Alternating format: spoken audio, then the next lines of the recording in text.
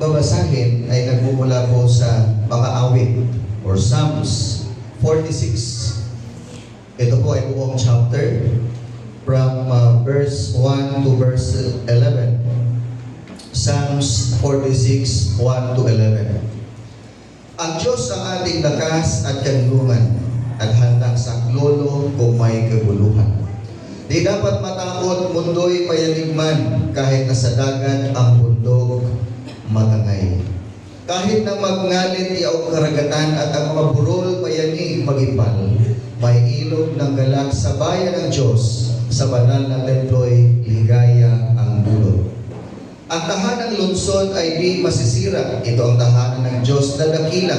Mula sa umaga ay kanyang alaga. Verse 6, nangingilabot din bansa't kaharian, sa tinig ng Diyos lupay na parang. Nasa atin ang Diyos na makapangyarihan, ang Diyos ni Jacob na ating kanlungan.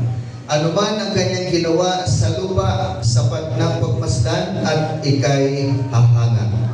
Verse 9, maging pagbabaka ay napatigil o napapatigil, sibat at palasoy madaling sirain, baluting sanggalang ay kanyang kayang tupukin.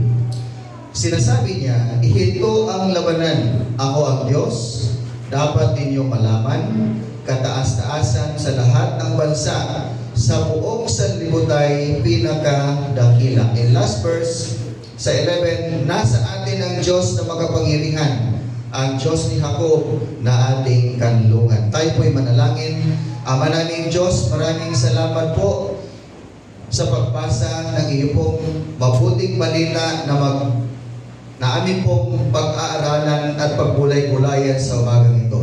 Dalangin po namin na kayo po ang mangusap at kumilos sa aming mga puso, sa aming kalagitnaan, upang ang mga salita mo ay hindi mawala ng kabuluhan sa aming buhay. Pagkus ito po ay aming pong pagyamanin at sumibol sa aming mga puso, at higit sa lahat ito po ay lalago at magbubuga, Panginoon, upang sa gayon, anuman ang aming mga pagdadaanan sa buhay, mananatili po kaming matatag at matibay, sapagkat ikaw ang Diyos na siyang nagbibigay sa amin, Panginoon, ng lakas at kapangyarihan upang mapagtagumpayan namin ang aming pong mga pinagdadaanan at pagdadaanan pa sa buhay. Dalangin po namin, Lord, ngayong umaga, ikaw po ang mangusap, Panginoon. You will be our speaker today, Lord. Speak to us, O God. Speak to us with boldness. Speak to us with gentleness, Lord. Upang sa ganun, Panginoon, makita namin ang aming pong pagkakamali at maitama ang lahat ng mga mali po naming pagpananaw, gawain o desisyon sa buhay.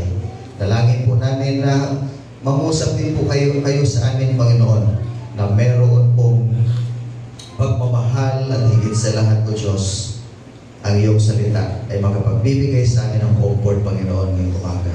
Encourage us, Lord, upang sa ganun kami po'y maging matatag at matibay. Sa ngalan ni Jesus. Amen and amen. Tayo po'y umupo na. Good morning po sa ating lahat. Hallelujah.